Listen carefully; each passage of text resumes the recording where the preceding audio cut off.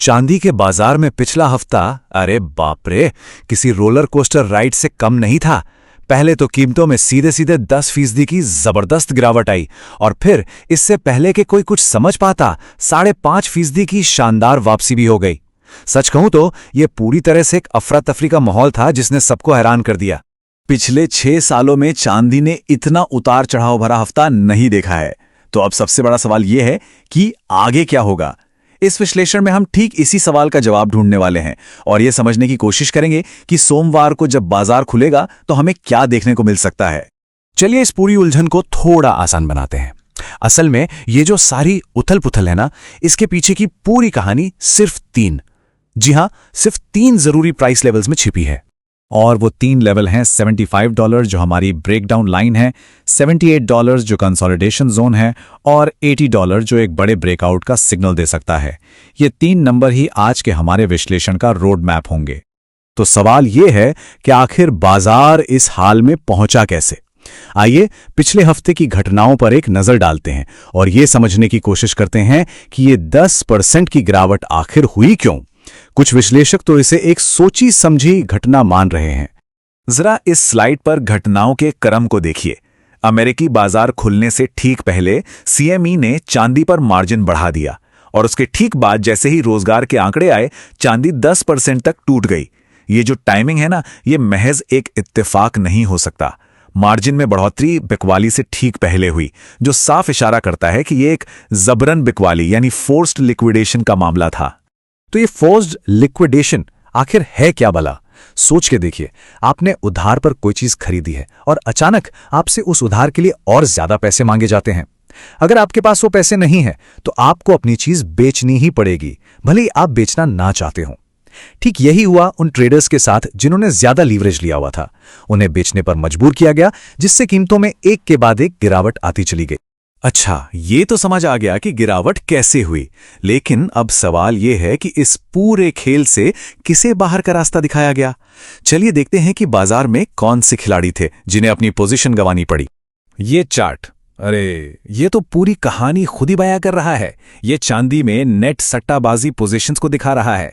जरा देखिए कि जनवरी के पीक से ये लेवल कितनी तेजी से नीचे गिरा है और अब ये 23 महीनों के सबसे निचले स्तर पर है। इसका मतलब क्या है? मतलब साफ है, जो छोटे निवेशक या सट्टेबाज ज्यादा जोखिम लेकर दांव लगा रहे थे, जिन्हें हम अक्सर कमजोर हाथ कहते हैं, उन्हें बाजार से पूरी तरह साफ कर दिया गया है। अब खेल में सिर्फ बड़े और मजबूत खिलाड़ी ही बचे हैं।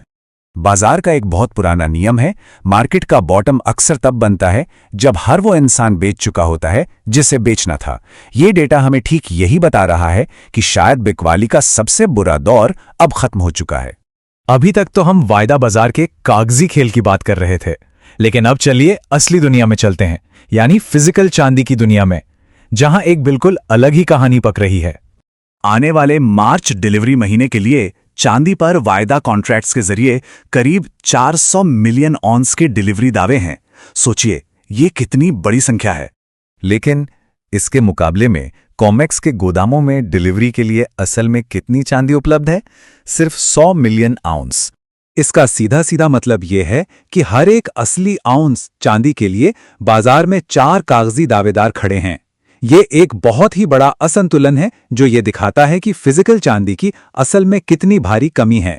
और ये सिग्नल सिर्फ एक जगह से नहीं बल्कि दुनिया भर से आ रहे हैं। बाजार बैकवर्डेशन में है, मतलब लोग आज चांदी खरीदने के लिए भविष्य की कीमत से भी ज्यादा दाम देने को तैयार हैं। शंघाई में स्टॉक 15 साल के निचले स्तर पर है। चीन एक्सपोर्ट पर रोक लगा रहा है और असली चांदी के सिक्के ऊंचे प्रीमियम पर बिक रहे हैं। ये सभी इशारे एक ही तरफ हैं, फिजिकल चांदी की भारी कमी। तो इस सारी जानकारी को ध्यान में रखते हुए चलिए वापस अपने उन 3 जादुई नंबरों पर लौटते हैं और देखते हैं कि सोमवार को हमारा गेम प्लान क्या होना चाहिए। तो ध्यान से सुनिए, ये है आपका मंडे मॉर्निंग गेम प्लान। अगर कीमत $75 से नीचे जाती है तो ये मंदी का संकेत हो सकता है। अगर कीमत $78 के आसपास घूमती है तो इसका मतलब है कि खरीदार अभी भी मैदान में डटे हुए हैं। और अगर कीमत $80 को पार कर जाती है तो ये इस बात का पक्का सबूत होगा कि ये गिरावट सिर्फ एक शेकआउट थी और अब बड़े खिलाड़ी मैदान में उतर चुके हैं। अंत में एक बड़ी तस्वीर पर गौर करते हैं। चांदी के लिए तेजी की जो असल वजहें थीं वो बदली नहीं है। बदला है तो सिर्फ इसका दाम और इसके मालिक, जो अब कमजोर हाथों से निकलकर मजबूत हाथों में जा चुके हैं। तो जब सट्टेबाज बाजार से बाहर हो चुके हैं और फिजिकल सप्लाई इतनी कम है, तो क्या सोमवार हमें पहला सुराग देगा कि मार्च डिलीवरी की इस बड़ी लड़ाई में आखिर जीत किसकी होगी? ये वो सवाल है जो आने वाले दिनों में बाजार की दिशा तय करेगा।